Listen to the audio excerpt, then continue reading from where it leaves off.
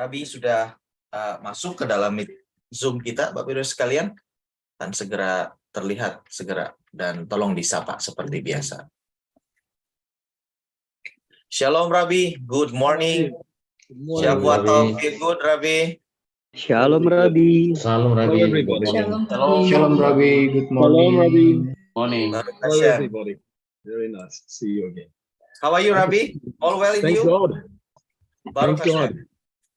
Very well, and looking forward to seeing you, Leo. In Yeah, Melbourne. Rabi. And I hope we can have a quick session with you just to prepare on my side and also with my Muslim friend, our dear friend, what they need to prepare. Let's maybe we can do it this week if you like. We could make yes, please. a time to talk. I'll contact you to find your free time, certainly, Rabi. Yes, sure. Thank you. I think that lunchtime is good for you. What is 1 p.m. Indonesian time for you? Yeah, sure. Yeah, 1 p.m. Indonesia time should be okay with me. Because I know you're at work. You work, so I don't want to disturb. All right. Anyway, good. Yeah. Okay. So, well, so today I'd like to talk a little bit about the idea of basically to talk about an expression which is used by the prophet Zephaniah, where he says that Hashem says, "I will turn all the nations to speak with a pure language and to call upon the name of Hashem together." And I want to understand. I want to try to understand the concept of this pure language. What is the meaning of the pure language? Obviously, it means it'll be the language will be one which has got no idolatry in it. It will be a language which relates to Hashem. But this whole question came to me. I mean, I've thought about it in many contexts when I was looking at the question of Noahide prayer. Now, please goodness, at the conference we'll also discuss this. We'll look at different Sidurim, different prayer books which have been written, and discuss them. But what happened? One feature you find in a lot of the well, there are not a lot of prayer books, but there are a few, is they've all drawn on the Psalms of King David, and they have, in some places, they also have adapted parts of the Jewish prayer book for Noahide use. Now, the question I have is, and I understand this is very good because all of this is already a pure language. It's the language of the prophets. King David himself was a prophet. Used the language of sometimes there are parts of Tanakh, which is also pure from Hashem. And also when it adapts parts of the Jewish prayer book, it's also, we have to know that the forms of Jewish prayer, the blessings and so on, were also established by what was called the Anshe Knesset HaGedolah, by the men of the Great Assembly, which contained prophets. In other words, this was also a language which was pure, which was received through prophecy and divine inspiration, and there's no question about it at all. In fact, that's it for as far as the Jewish prayers are concerned. We don't change what the Anshe Knesset HaGedolah, men of the Great Assembly, and this was in between the first and the second temple. We don't change what they wrote. They have established the forms, those forms. I mean, sometimes you'll find an additional prayer came in through history, but actually there are these prayers themselves not altered. There can be additions to it, but they're not altered. So this was a concept of a pure language. Now, so what are the requirements? How can we understand? How will the pure language of Noahides be in the times of Mashiach? Because when Maimonides says that this is the task of Mashiach, the whole world will be oriented towards Hashem. He will see to it that all the nations keep the 7 Noahide laws, and this will be the time of great. This will be the time when the whole world is done. Now that doesn't mean we should do nothing. We have to do something now because we are supposed to be participants in this process. Right. Mashiach is a human being, but we can be part of the process. It's also a process throughout all the generations, all the work which was done to refine the creation. This is the work of Mashiach. Mashiach will finish it up, but we are doing a lot of the work. We've done a lot of the work through history, and maybe it could be the most of the work has been done, and he'll just put the finishing touches to complete it, even though it's a very big finishing touch. But it's but that's something which he will do it. But he will introduce the concept of a pure language amongst the nations. So what does that mean? So today, I want to explore the idea that the pure language which is going to come forth, and which perhaps is even coming forth now, as we have sincere Noahides already devoting themselves to this task. What is the meaning of this pure language? Is it a language which is completely new, or does it contain aspects of the cultures in which people are found right now? What's the difference? So I thought that I would start by speaking about something which is in this week's Parsha. You know, last Shabbat, we read the Parsha of Va'era, which talks about the first 7 of the 10 plagues, which were brought against Pharaoh and Egypt. And the coming Shabbat will be Parshas Boy, which talks about the last 3 of the 10 plagues which were brought against Pharaoh. Now, it's interesting how what is important to understand is that the purpose of the plagues was not simply to bring about the liberation of the Jewish people. It was also to bring about the liberation of Egypt. Now, what that means is here Pharaoh is being. Leo, tell me if you want me to stop at a certain point you want to translate, or else I'll keep going. Okay. You can go on. Okay, fine. Thank you. So, so we know that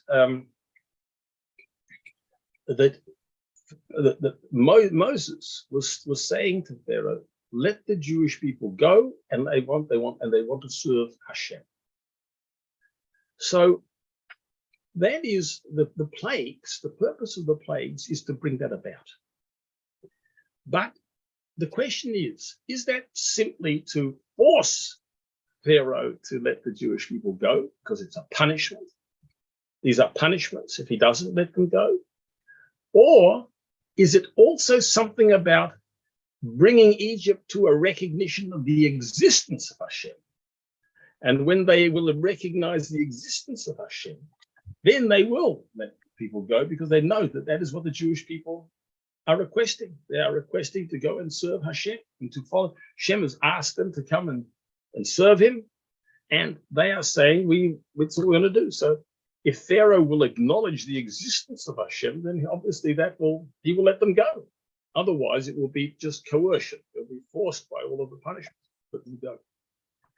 So the deep answer is that really it was the second.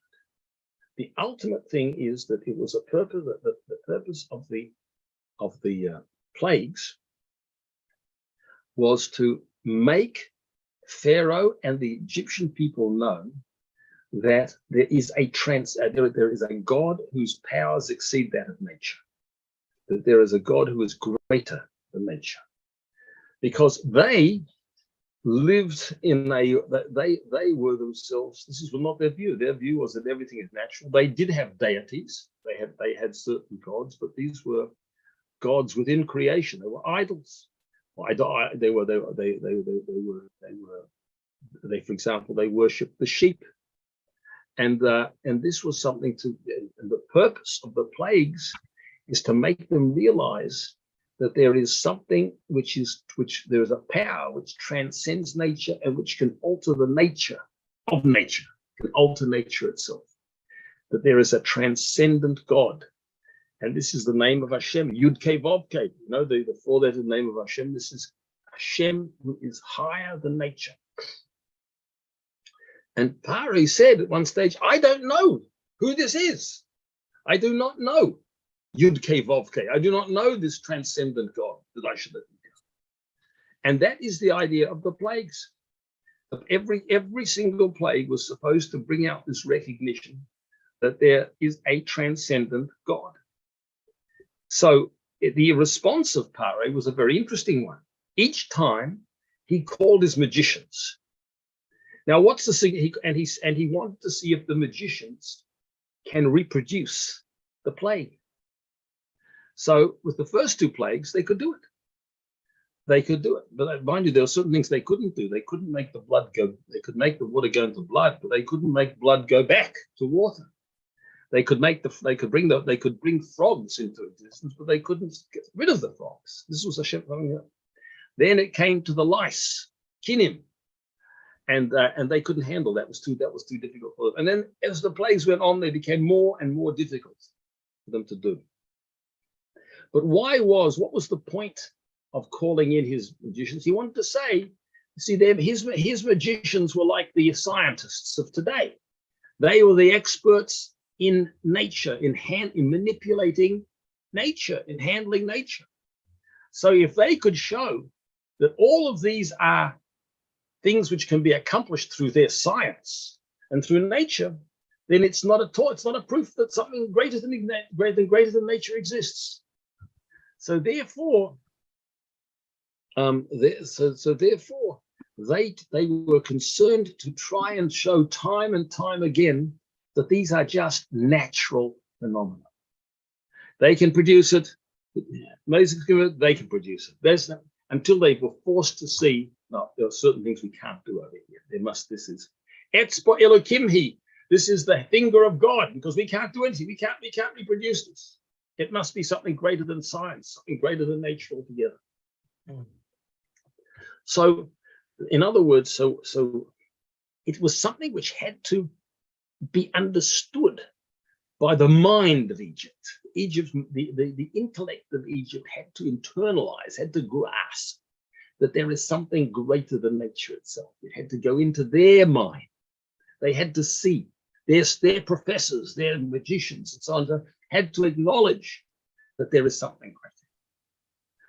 And so this is what I'm saying here now is that this was part of the liberation of Egypt, that not just that Egypt should be smashed or broken, but rather Egypt should be transformed, that the Egyptians themselves should come to recognize with their own minds and their own understanding that there is something greater than their gods, greater than their wisdom, and so on and so forth.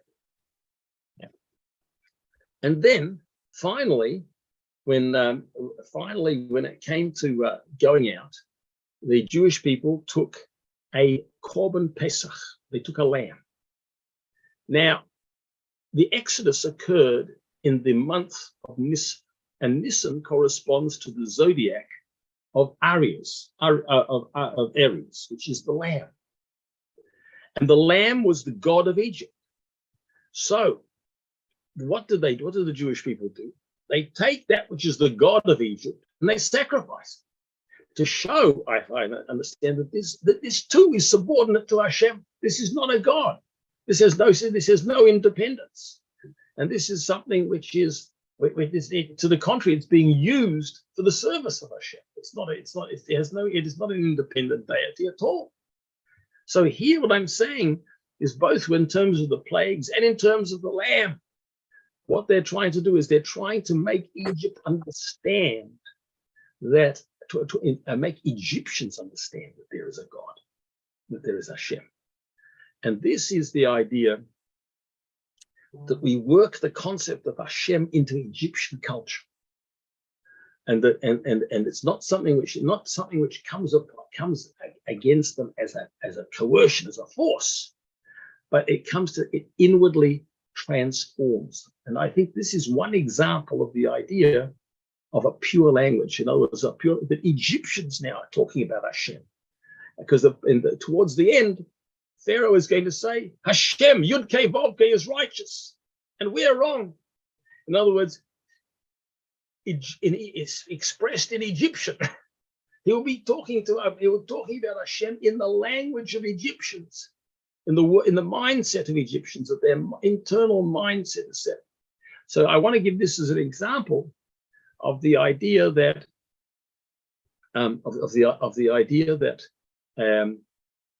the pure language is a language which is something which is supposed to be, I call it, an organic transformation of the culture. In other words, it's not something which just comes in totally foreign, but it's incorporated in and through their own language and through their own understanding, in their own cultural terms, that they come to recognize that there's Hashem. So I'll just leave that with you for now. Okay. Sure. Okay, Rabbi. I'll translate it. Wonderful.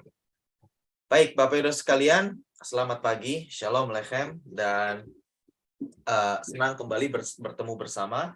Kali ini Rabbi akan membawa kita dengan dalam pengajaran yang sangat-sangat dalam dan sangat luar biasa terkait dengan sebuah penjelasan. Dan ini Rabbi tadi di awal menjelaskan bahwa ini adalah penjelasan yang didapat dari Tanya, sebuah pengajaran Hasidik seperti itu ya. Dan sebuah atau topik yang akan dibawa hari ini adalah sebuah pernyataan dari Nabi yang berkata bahwa Hashem akan membawa bangsa-bangsa atau akan mengembalikan, juga bisa seperti itu ya bahasanya, mengembalikan bahasa yang murni ya kepada bangsa-bangsa, pure language seperti itu. Oke. Nah, Rabbi berkata bahwa ini sebetulnya bukan sesuatu bahasa yang baru yang sama sekali asing gitu ya, esensi dalamnya gitu ya, dari yang pernah diketahui oleh bangsa lain, atau artinya bukan berarti ada tiba-tiba ada sebuah bahasa baru gitu seperti itu. Nah, tetapi yang Rabbi ingin tegaskan di sini dan yang harus kita pahami gitu ya, pure language itu adalah sebuah sebuah ungkapan ya yang melambangkan sebuah transformasi ya dari yang ketidakmengertian menjadi sesuatu yang mengerti dan memahami terkait dengan keseluruhan rencana Hashem ini. Rabbi mengambil contoh dengan peristiwa yang terjadi di Mesir, dan kebetulan memang minggu lalu Syabat yang baru selesai itu parashat atau porsi pembacaan Taurat mingguannya adalah parashat Eira, dan di situ Taurat menjelaskan atau menjabarkan terkait dengan 7 tulah pertama yang turun di Mesir. Nah, lalu minggu depan atau minggu ini ya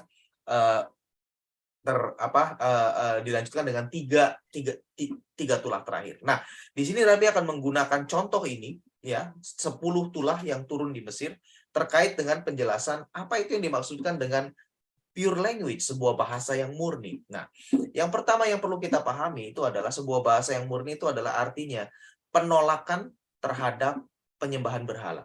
Penolakan terhadap konsep bahwa Tuhan itu adalah Tuhan yang begini, Tuhan yang seperti ini, yang tidak sesuai dengan Taurat. Itu aja, simple gitu kan. Nah, jadi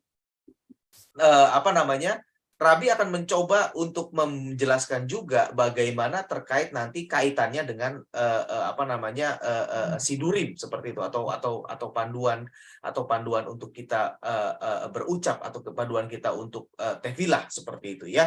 Nah, Rabbi menjelaskan dahulu tadi bahwa bahkan dari orang Yahudi saja memang ada gitu kan, dan memang ide untuk bagaimana kita dalam Shiur Noahide, bagaimana kita berdoa, bagaimana kita memuji Tuhan seperti itu ya, itu memang akan sangat baik bila mana diambil dari Mazmur tadi kan, tentu kita sudah ada buku panduan yang sederhana itu dan diambil dari situ, dan juga ada sebagian diambil dari doa ataupun sidur daripada orang-orang Yahudi. Nah, doa atau sidur orang Yahudi itu, Bapak Ibu sekalian, penting sekali dipahami bahwa itu bukan sekedar dibuat oleh sembarang orang ya, tapi itu dibuat oleh Ansei Knesset Hagedolah.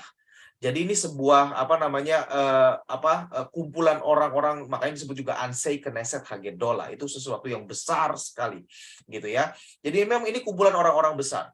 Nah, di situ terdapat para nabi juga, nabi-nabi terakhir disebutnya gitu ya. Karena memang ketika Ansei Knesset Hagedolah ini ada dan termasuk memformulasikan sidur buat orang Yahudi, itu mereka itu ada di antara hidup di zaman di antara bait pertama dan bait kedua, hampir pada saat penghujung daripada bait kedua, seperti itu Bapak Ibu sekalian.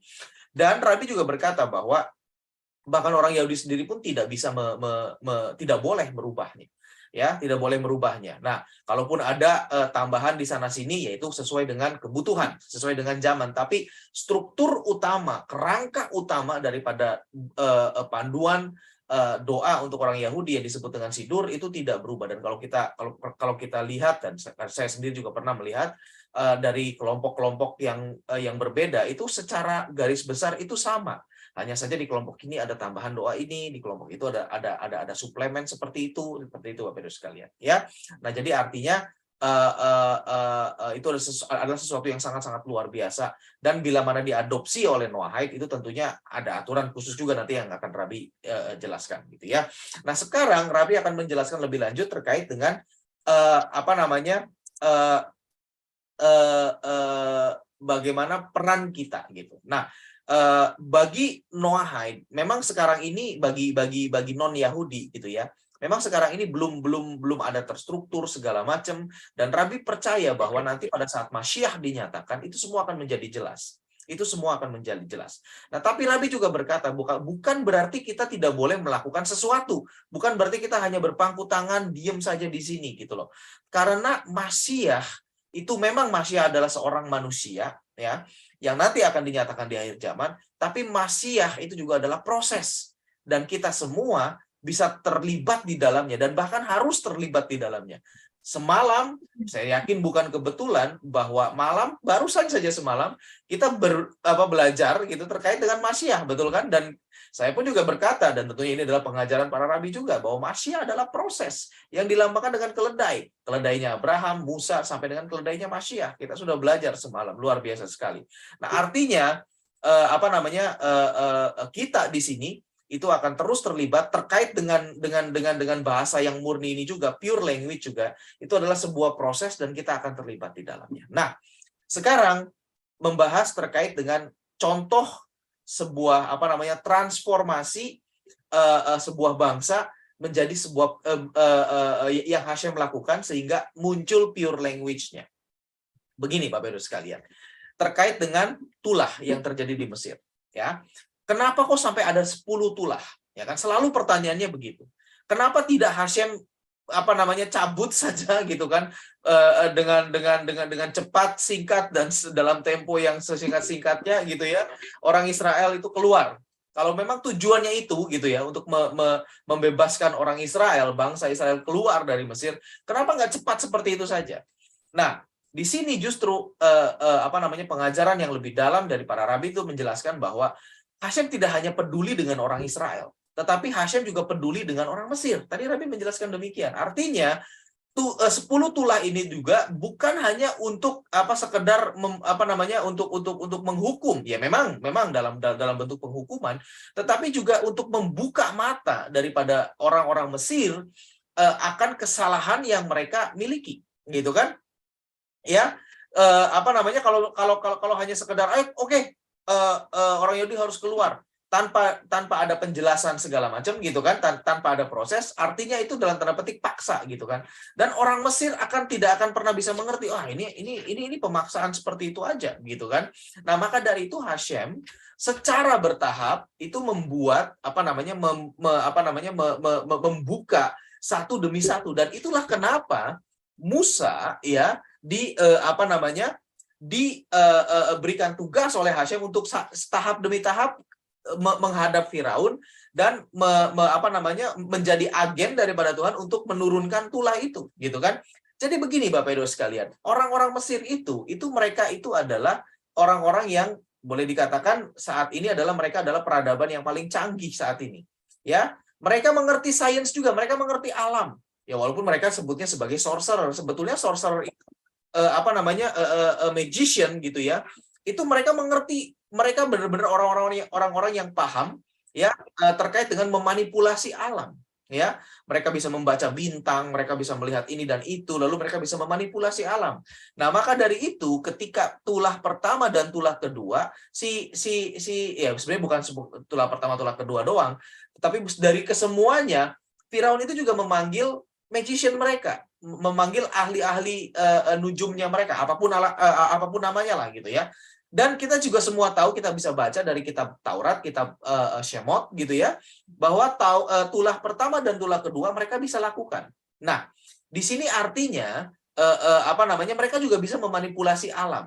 Tapi sampai pada satu titik tertentu di mana mereka tidak bisa memanipulasi ataupun tidak bisa lagi gitu kan. Nah, sebetulnya di tulah pertama, tulah kedua juga mereka tidak bisa 100% memanipulasinya. Artinya gini, ketika merubah air menjadi darah, mereka tidak bisa mengembalikan darah tersebut jadi air. Udah satu ini aja, satu perubahan aja gitu, nggak bisa bolak-balik gitu kan. Sementara Moshe karena emang kuasa Tuhan itu bisa gitu kan. Demikian juga dengan katak, memunculkan katak bisa, tapi tidak bisa menghilangkannya gitu kan. Malah jadi menambahi katak yang ada di Mesir gitu kan. Nah, intinya di sini adalah pesan yang ingin disampaikan oleh Hashem melalui Moshe dengan tulah ini adalah bahwa ada kekuatan, ada Tuhan yang mengatasi semua alam semesta. Nah, maka dari itu ketika Moshe pertama kali ketemu dengan Firaun, ya ketemu itu ditanya siapa nama Tuhanmu. Nah, pengajaran Barabi berkata bahwa si Firaun itu dia mengerti semua alam semesta. Dan dia bahkan boleh dikatakan bahasa daripada pengajaran itu dalam dia punya list nama-nama Tuhan yang ada di seluruh dunia. Lalu ketika Moshe menyebutkan siapa nama Tuhanmu, ditanya gitu ya, lalu Moshe menyebutkan Yod-Kei, Vav-Kei, Hashem, lalu dia lihat semuanya ini siapa ya? Asing, nggak ada gitu kan. Karena orang Mesir itu yaitu tadi, mereka mereka itu deitinya ataupun sesembahannya ataupun ya sesuatu yang disebut sebagai Tuhan dalam hidup mereka. Itulah sesuatu yang alam gitu kan. Mereka menyembah domba, mereka menyembah segala sesuatu yang alam semuanya seperti itu. Sehingga ketika dikatakan Yod-Kei Vav-Kei nggak ada. Nah, disitulah tulah itu berperan, di mana ada sesuatu yang di luar fenomena alam. Ini saya tambahkan sendiri. Bahkan ketika di tulah yang keberapa itu saya lupa 7 mungkin, yang di mana hujan es ya. Itu sebenarnya bukan hujan es dan api, tidak, tetapi di dalam esnya itu ada api. Nah, orang Mesir itu tidak akan pernah bisa membayangkan. Kenapa? Karena api dan es itu kan sesuatu yang berbeda. Penguasanya berbeda menurut mereka gitu kan. Tidak mungkin bersatu. Nah, tetapi di sini justru dijadikan satu. Di dalam bongkahan es yang besar itu ada api yang menyala di dalamnya. Nah, itu menunjukkan bahwa ada Tuhan. Tuhan mau buat apa aja bisa gitu loh. Di atas daripada alam semesta. Nah, seperti itu. Ya. Nah, jadi sehingga ini adalah untuk membebaskan juga pola pikir daripada orang Mesir. Dan kita semua tahu pada akhirnya Firaun yang jelas mewakili bangsa Mesir, Firaun berkata apa pada akhirnya? Oke, sekarang aku tahu, ya, Yod-Kei, Vav-Kei, Hashem, itulah yang benar, kamilah yang salah.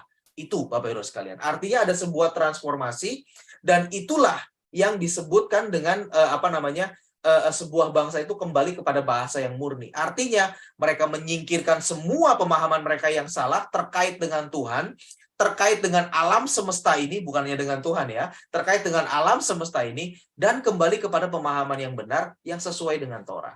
Satu hal terakhir yaitu tulah terakhir yang tadi Rabi jelaskan, ya, itu terjadi di ketika orang Israel itu melaksanakan Pesah, kita semua tahu kan, dan membawa korban itu adalah domba, ya kan, dan itu yang sampai sekarang menjadi perintah bagi orang Israel, itu terjadi di bulan Nisan.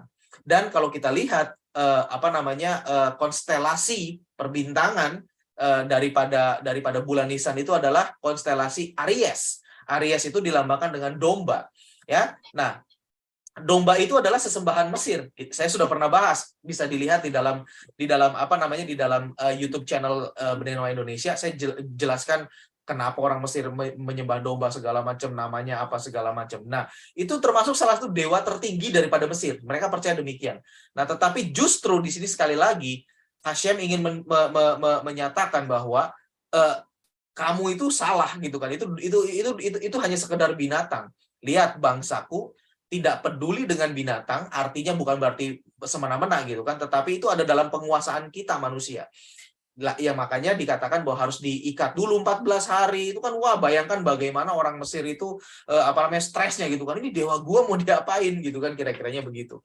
Nah, artinya bahwa ingin menunjukkan bahwa ada Hashem yang di atas semuanya itu, sehingga orang Mesir bisa paham, dan itu juga akan terjadi, ataupun yang Hashem lakukan kepada semua bangsa-bangsa di dunia, yaitu akan membawa semua bangsa-bangsa di dunia ini kepada bahasa yang murni seperti itu. Over to you, Rabbi. Thank you very much. Now, that is one concept of pure, means that, as I say, transformation, a transformed language. I'd like to develop this idea a little bit, and it has to do with the concept of our ability to transform the culture around us. Now,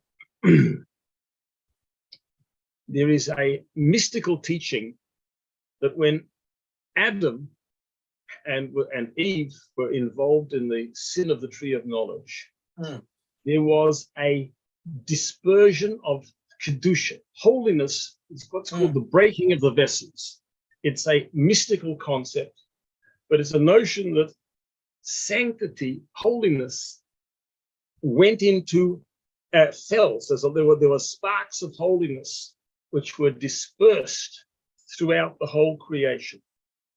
And these sparks of holiness fell into realms of impurity, and they gave vitality to ideas and actions and concepts and all sorts of cultural phenomena which are impure. If evil has no sanctity in it, no kedusha in it at all, it cannot exist. So even impurity, even evil needs a tiny spark of sanctity, of holiness, to keep it going.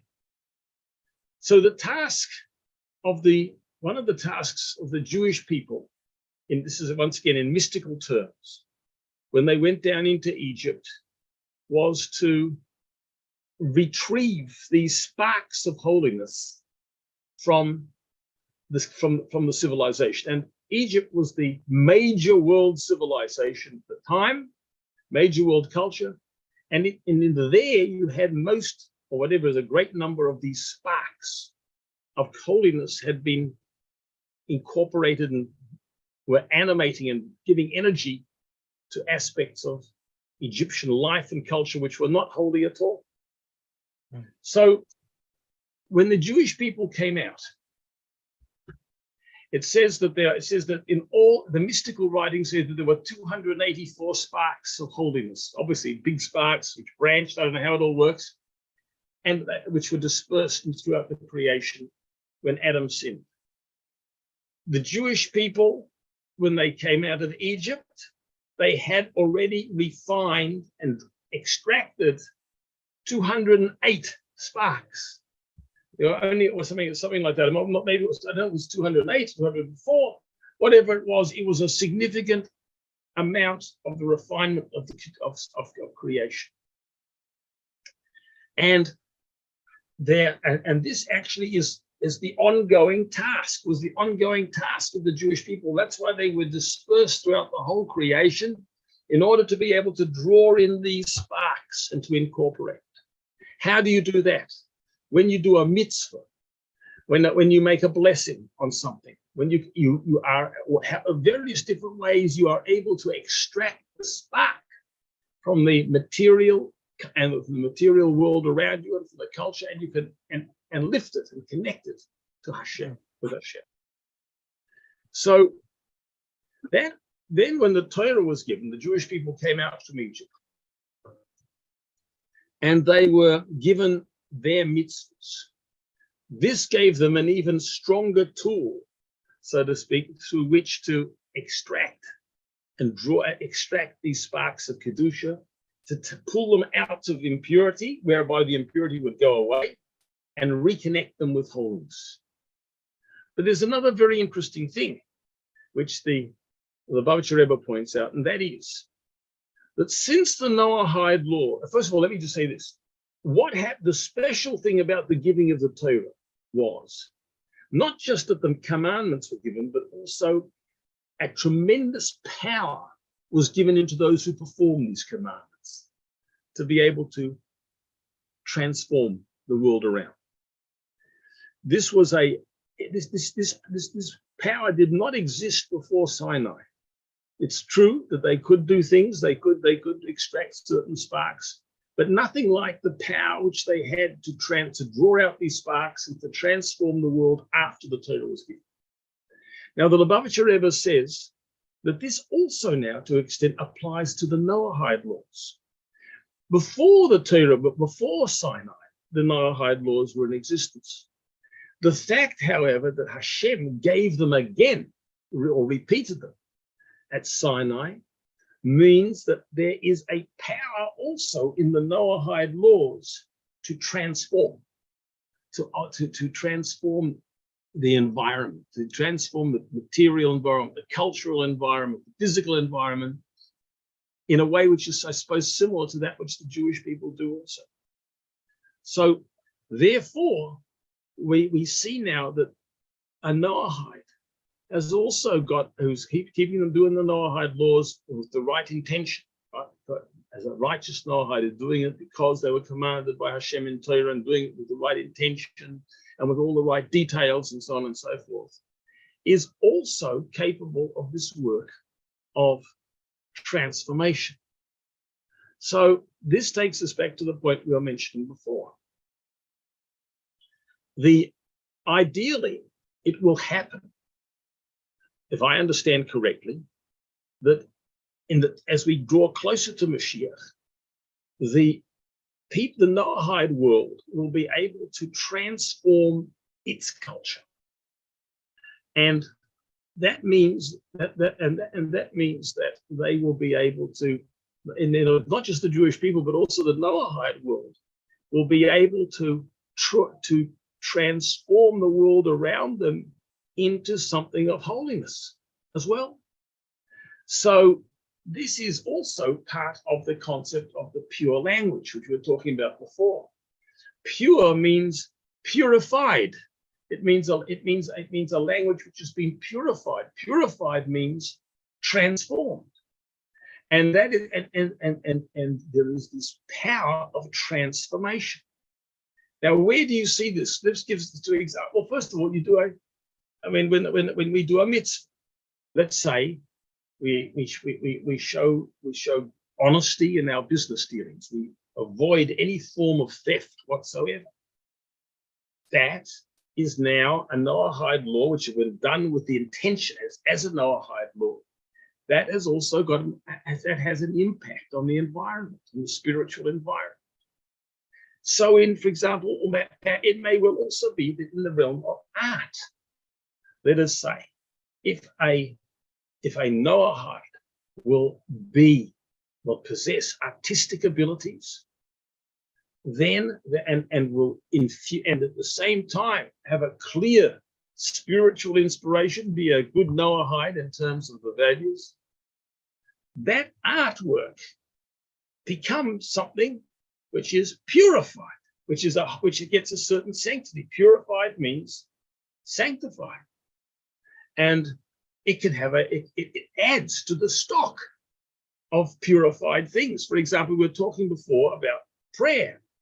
So what is being used in the prayers so far? We have Tanakh, we have passages from Tehillim, from Psalms, from the prophets, from the Chumash. We have also we're adapting the liturgy of the liturgy of the Anshe Knesset HaGedolah, who were prophets also. Well, that's already been purified. That's already purified. But what we find actually in the Jewish liturgy is that there have also been added to those extra poems in whole, religious liturgy. For example, you may know the prayer Adon Olam, Adon Olam Hashem Allah, Hashem Allah, the master of the world. Now that was a poem which was composed in the Middle Ages, long after the time of prophecy. But it was composed by an inspired individual, by a person who he had a tremendous gift of poetry, but also he was deeply religiously inspired. So this part becomes part of the liturgy, part of the form of prayer, it becomes holy. Now, as I understand it, I don't see why the same thing cannot be in the Noahide, that there will come along Noahides with considerable poetic talents who are also deeply spiritually attuned to the Noahide laws. And they will be able to produce new parts. They will be able to write parts of their own siddur, their own prayers, and so on and so forth. So what we're saying here is as follows: this is the idea of the transformation is it also incorporates this dimension that you have now. The Noahides themselves are working with the culture. It's like they themselves are producing sanctity. They're producing holiness because they are able to take and to fuse, to take out, to connect a holy idea, to use their own language, for example, to use an Indonesian language, or even to use certain cultural idioms which might be there already in Indonesian culture, and to sanctify it. Now, Maimonides actually writes that in the times of Mashiach, there will be a time when the people will be using ingredients of the culture which they already have, which are suited to holiness, and they will sort out the true from the false parts of it. In other words, they will find elements in their own culture which can be extracted and made holy, and become part of something which is completely pure, completely whole. So I don't know anything about Indonesian art, for example, but there may be characteristics there of Indonesian art which can be attached, so to speak, like a spark, can be attached to a Noahide idea. And therefore, through that, you would have a kind of a purification. So I myself, just to give you an example, I'm very interested in secular Western philosophy, not because I think it's true. It's not completely true, but it has concepts which we can use. It has ideas which can be taken, and we take this idea and we say, this is an important idea. It's misused. It is not, it's coupled with things which are not correct, but it is still a concept which could be reworked in a Torah context. We could use it in a Torah context, and we can give it Torah content. So this, I think, is also this is also an important idea, that it's a matter of taking what's in the culture, taking the sparks in the culture itself, and connecting them to Hashem by taking this cultural material and giving it true Noahide orientation and purify. That's a bureau, that's a refinement. So it's a little bit vague, but getting back to the concept of a siddur, a prayer book, I would not be surprised if the Noahide prayer book can not only consist of parts of Jewish liturgy, which have been adapted, and Tillim and Psalms and that and so on, but it's conceivable also that we will have inspired material written by Noahides themselves, which they were able to lift the language of their cultures and the concepts and make it a vehicle, a vessel for a truly spiritual content. So that's also I think another concept of the pure language. In other words, it's not just that it's something which has been processed through the mind of the people, but it is also used elements of the culture itself to express these spiritual ideas. So a little bit. So why now we're very few? Look how many Noahides are there? Only a handful. But that doesn't matter. We're the pilot. We're moving ahead. This is getting ready for the future. But there'll be a big rush, and there'll be a lot of talented people coming in as well, and we have to know how to guide them and how to use them and how to use their talents for in other words, in the whole process of Bureau. And maybe because the Noahides who are now studying, they will be leaders, and they will be able to guide others and show them, ultimately draw them in and draw their talents also into this work of refinement. Anyway, just a thought. Okay, so it's my turn to explain. This is beautiful, definitely.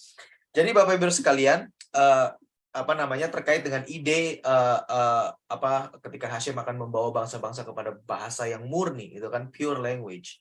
Itu tadi Rabbi menjelaskan di tengah-tengah, saya bawa dulu ke depan ya, terkait dengan ini karena pure language itu kan murni gitu ya. Murni itu apa? Karena ya dari tadinya yang tidak murni lalu dimurnikan. Nah, seperti itu. Jadi ini sebenarnya bukan ya memang kata-katanya adalah bahasa, tapi dalam bahasa itu juga sebenarnya kita bisa paham bahwa ada aspek banyak di dalam situ, yaitu utamanya adalah budaya, kebiasaan hidup atau apapun segala macamnya. Artinya pada saat akhir nanti bangsa-bangsa itu akan bisa ya menarik ataupun mengekstraksi dari dalam unsur kebudayaan masing-masing. Nah, ini yang luar biasa ya. Jadi kebudayaan, cara hidup, pola hidup dari bangsa-bangsa itu tidak hilang. Makanya kan selalu dikatakan tidak hilang, tidak akan menjadi semua seragam, tidak. Tetapi dari masing-masing kebudayaan, dari masing-masing cara hidup itu akan berhasil oleh bangsa-bangsa yang tentunya sudah memahami ya Taurat ya pada akhir zaman nanti ya, itu akan berhasil diambil dan berhasil diselaraskan dengan Taurat. Yang tidak beres dibuang ya kan, yang tidak sesuai dengan Taurat dibuang, lalu yang memang bisa diselaraskan dengan Taurat itu yang akan diambil untuk kemuliaan Hashem. Itu esensi daripada Hashem membawa bangsa-bangsa bertransformasi ke dalam bahasa yang murni. Ya, luar biasa. Jadi ini tidak menghilangkan budaya, sama sekali tidak berkata bahwa wah semua harus seragam gitu, harus begini, harus begitu. Enggak, karena memang Hashem sendiri secara logika kita sendiri bisa berkata bahwa Hashem sendiri yang menciptakan keberagaman ini, bukan? Lalu kenapa harus dihancurkan? Pasti ada esensi yang baik dan memang saat ini seperti terkubur di dalamnya. Nah, ini Bapak Ibu sekalian, terkubur. Bicara terkubur ini tadi Rabi menjelaskan di bagian awal dari bagian kedua ini adalah bahwa ketika Adam dan Hawa pertama kali gitu ya hidup sebagai manusia pertama, kita semua sudah tahu ceritanya, dan mereka makan dari buah pengetahuan itu, dan yang menyebabkan dunia ini seperti ini gitu kan. Nah, ada sebuah pengajaran spiritual yang berkata bahwa ketika hal itu terjadi, itu seperti ada sebuah bejana yang dihancurkan, pecah dan berkeping-keping, dan pecahan-pecahannya itu adalah tersebar ke seluruh dunia, ya. Nah, bejana ini itu adalah kedusha atau kekudusan atau sesuatu yang baik yang dari Hashem, tapi terpecah dan terserak ke seluruh penjuru dunia, dan sampai kepada tempat-tempat yang tadi dikatakan oleh Rabbi tidak murni, gitu kan. Dan bahkan kedusha ini, energi Hashem boleh dikatakan, ya, itu memberikan energi bahkan kepada hal-hal yang buruk, ya. Karena tadi Rabbi berkata jelas sekali bahwa even evil, gitu ya, kejahatan itu tidak akan bisa eksis tanpa ada energi yang memberikan kepadanya. Dan energi itu adalah dari Hashem sendiri, yaitu dari kedusha yang terpecah dan tercerai-berai, terserak ke seluruh penjuru bumi. Nah, maka dari itu, kenapa bangsa Israel itu juga harus terserak ke seluruh dunia, yaitu salah satu tugasnya adalah untuk mengumpulkan itu semua, untuk mengambil kembali, untuk mengembalikan itu semua kedusha itu kepada tempat yang benar. Itu Bapak Ibu sekalian. Nah, di Mesir itu ada pengajaran yang berkata bahwa bangsa Israel berhasil mengumpulkan 208 sparks, 208 pecahan-pecahan itu. Ada yang berkata tidak seperti itu, angkanya berbeda. Whatever it is, apapun itu, tapi yang jelas cukup banyak yang sudah dikumpulkan oleh Bani Israel sampai dengan dari Mesir. Nah, fakta bahwa kita masih ada di sekarang dunia seperti ini, artinya masih ada pecahan-pecahan spark, pecahan-pecahan kedusha itu yang masih harus dimurnikan, masih harus diambil. Nah, inilah pentingnya peristiwa Sinai, Bapak Ibu sekalian. Jadi ketika pemberian Taurat di Sinai itu bukan hanya sekedar pemberian hukum, tetapi ada sebuah dampak yang luar biasa bagi bangsa Israel dan bagi Noahide dan bagi seluruh umat manusia, ya. Dengan memberikan di Sinai itu juga Tuhan sudah memberikan mandat, bahkan alat yang lebih luar biasa lagi bagi Israel dan bagi bangsa-bangsa untuk mengumpulkan sparks itu, untuk mengumpulkan kedusha itu, yaitu dengan melakukan mitzvot, Bapak Ibu sekalian. Jadi setiap kali bangsa Israel melakukan mitzvah, ya, itu seperti mengumpulkan kembali, bukan seperti, memang mengumpulkan kembali. Di mana bangsa Israel ada di segala macam bangsa, gitu ya, berarti mengumpulkan kembali seperti itu. Nah, Lubavitcher Rebbe juga menjelaskan bahwa fakta bahwa di Sinai itu juga 7 hukum Nuh itu juga diulang kembali, diberikan kembali melalui Musa kepada bangsa Israel untuk diajarkan kepada bangsa-bangsa. Artinya 7 hukum Nuh ini juga menjadi alat untuk itu tadi, memurnikan sparks itu, untuk mengumpulkan kembali kedusha yang tersebar di bangsa-bangsa itu, Bapak Ibu sekalian, ya. Nah, jadi kita bangsa-bangsa non-Yahudi yang memahami 7 hukum Nuh dan melakukan 7 hukum Nuh karena diperintahkan oleh Tuhan melalui Musa di Sinai, selain kita mendapatkan predikat sebagai Hasidei Umot HaOlam, kita juga memiliki tools, kita juga memiliki kekuatan yang sama untuk melakukan transformasi terhadap diri kita sendiri dan juga terhadap sekeliling kita, terhadap culture kita, terhadap budaya kita, terhadap semuanya. Tadi Rabbi berkata bahwa di bagian akhir, ya, memang kita masih sedikit, tapi jangan menyerah, tadi Rabbi berkata. Mungkin orang-orang yang di sini, dan saya percaya demikian, orang-orang yang belajar Taurat saat ini, mungkin kita nggak memiliki kapasitas yang besar untuk sampai bisa merubah. Tetapi kita akan bisa menjadi orang-orang yang menjadi pionir dan bisa membimbing mereka yang memiliki kapasitas besar tersebut, sehingga mereka bisa melakukan transformasi. Seperti itu, Bapak Ibu sekalian. Nah, jadi ini adalah sebuah proses dan kita semua akan terlibat di dalamnya. Kalau saya pribadi, saya sih exciting di sini. Ya, kapasitas saya mungkin nggak besar, tapi apa yang saya pelajari, saya akan senantiasa ajarkan. Dan saya juga akan dengan senang hati membimbing orang-orang yang memiliki kapasitas besar nanti, yang kata Rabbi dikatakan akan bergabung dengan Noahide, sehingga mereka benar arahnya, gitu loh. Seperti itu, Bapak Ibu sekalian. Ya, nah, jadi sekali lagi terkait dengan mitzvah daripada 7 hukum Nuh yang kita lakukan, yaitu ya makanya sekarang kita bisa lakukan adalah lakukan mitzvah kita dengan membawa 7 hukum Nuh ke dalam dimanapun culture ataupun yang bersentuhan dengan kita, dengan membawa kejujuran, kita jujur, honest dalam bisnis kita, gitu kan? Kita lakukan semuanya, ya kan? Dan bahkan dari art ini Rabi menjelaskan sekali bahwa dari sisi art, dari sisi apa namanya seni, gitu ya. Itu kan seni itu kan ide, betul nggak? Ide dituangkan dalam sesuatu, baik dalam bentuk rupa, ya, dalam bentuk lukisan ataupun rupa itu, ataupun dalam bentuk ucapan seperti puisi, seperti lagu, gitu kan. Nah, itu kan semua dapatnya dari inspirasi. Nah, bayangkan Bapak Ibu sekalian kalau seorang dari non-Yahudi, dari bangsa-bangsa, inspirasinya itu benar terkait dengan Taurat, maka dia akan bisa mengeluarkan sebuah apa namanya puisi, pujian yang sangat-sangat luar biasa, yang inspirasinya benar. Nah, sekarang kan inspirasinya nggak jelas gitu kan, cinta ini, cinta itulah, bla bla bla lah, pemahamannya nggak jelas gitu kan. Sehingga ya hasilnya seperti itu. Secara melodi enak, tetapi secara kalau kita gali dalamnya, it's nothing gitu kan. Itu sesuatu yang nggak, bahkan tidak sesuai dengan Taurat gitu. Nah, Rabi memberikan contoh terkait dengan sebuah doa yang kita semua juga tahu dan kita juga ucapkan gitu ya, dan karena kita mengadaptasi karena ini baik, Adon Olam. Nah, Adon Olam ini sebetulnya sebuah puisi yang diciptakan oleh seorang Yahudi yang sangat paham, tadinya sangat paham dengan Taurat gitu ya. Dan itu diciptakan di abad pertengahan. Karena memang ini benar-benar luar biasa dan memang inspirasinya murni, maka itu diadaptasi menjadi sebuah bagian daripada sidur daripada umat Yahudi. Karena kata-katanya luar biasa sekali. Ya, Adon Olam Asher Malah Beterem Kol Yatsir Nibra, luar biasa sekali, dan itu memang ada apa namanya pengagungan yang luar biasa terhadap Hashem. Nah, itu Rabi berkata akan keluar dari bangsa-bangsa juga dengan bahasa masing-masing. Ada di bahasa Indonesia tadi Rabi katakan, walaupun Rabi berkata bahwa saya nggak ngerti dengan bahasa Indonesia, saya nggak ngerti dengan budaya apa dari bahasa Indonesia, tapi suatu saat nanti akan muncul orang-orang yang bisa mengekstraksi, memurnikan. Mungkin dari antara kita yang ada di sini mungkin juga, atau nanti Hashem akan tambahkan orang-orang yang memiliki kapasitas yang mengerti budaya bangsa Indonesia sampai kepada akarnya dan berhasil mengambil ini nih yang benar.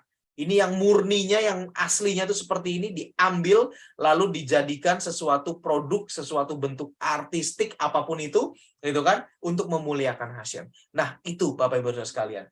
Nah, jadi Rabi sendiri memberi contoh. Rabi itu tertarik dengan filosofi Barat. Bukan berarti itu akan dijadikan sebagai pedoman hidup dan sebuah kebenaran, tidak. Tetapi Rabi sedang berpraktek terkait dengan memurnikan budaya yang ada. Dalam hal ini filosofi. Filosofi juga termasuk produk budaya kan. Nah, jadi Rabi berkata bahwa ada konsep-konsep yang benar di situ, tetapi entah itu terkubur, tidak tahu, atau disalahgunakan. Pemahamannya salah sehingga keluarnya salah. Nah, ini Rabi itu suka di situ. Dia gali, oh ini sebenarnya aslinya di sini, dasarnya di sini, dan sebetulnya yang benar itu adalah seperti ini, dikontraskan atau diberikan dengan kebenaran Taurat. Lalu Rabi presentkan, ini loh sebetulnya filosofi seperti ini itu yang benar adalah begini. Sesuai dengan Tauratnya itu begini. Nah, itu Bapak Ibu sekalian. Itu salah satu contoh. Dan itu akan terjadi akan terus terjadi di berbagai macam aspek. Ya, filosofi, art, seni, kehidupan sehari-hari, semuanya itu akan tertransformasi menuju kepada sebuah bahasa yang murni. Itu yang akan terjadi Bapak Ibu sekalian. Dan kita semua akan terlibat di dalamnya. Baruch Hashem. Over to you, Rabbi. Well, I think we've reached the end of the time now, but maybe if there are questions for next time, I'll be pleased to answer. If anybody would like to, if they have a question now, they could store it for the next lesson. Okay, okay, Rabbi. Sure. Okay, yeah. Leo, I'll be in touch. We'll make a meeting, please. For sure. Okay. Thank you very much. Goodbye, everybody. Thank you so much, Rabbi. Shalom. Shalom. Thank you so much, Thank you, Rabbi. Rabbi. Morning. Thank you, Rabbi. Thank you, Rabbi. Shalom. Thank you. Baik, Bapak Ibu sekalian, tadi Rabbi berkata karena Rabbi harus segera masuk ke dalam agenda berikutnya. Beliau sangat-sangat luar biasa sibuk dan juga menghandle beberapa Noahide community di bahkan di Amerika Latin segala macam. Jadi beliau harus segera selesai gitu ya. Jadi kalau ada pertanyaan dari Shiur tadi, Bapak Ibu sekalian nanti bisa taruh di kalau yang menyaksikan via YouTube bisa taruh di komentar. Nanti saya akan ambil dan saya akan tanyakan kepada Rabi minggu depan. Untuk anggota komunitas Benih Noah Indonesia tentunya bisa ditanyakan dalam grup kita seperti biasa. Oke, baik Bapak Ibu sekalian. Saya ucapkan Shabbat Tov kembali dan silakan kembali kepada aktivitas dan rutinitas masing-masing dan jangan lupa kita adalah agen-agen yang akan memurnikan. Kita diberikan kekuatan yang sama karena Torah sudah diberikan di Sinai. Itu juga milik kita, itu juga dalam kerangka 7 hukum Nuh tentunya ya, dan kita juga turut ambil bagian dalam pengembalian kedusyah itu tadi menjadi benar dan kembali kepada bahasa yang murni. Baruch Hashem. Shalom Aleichem, Leitraut. Shalom. Shalom. Shalom. Shalom.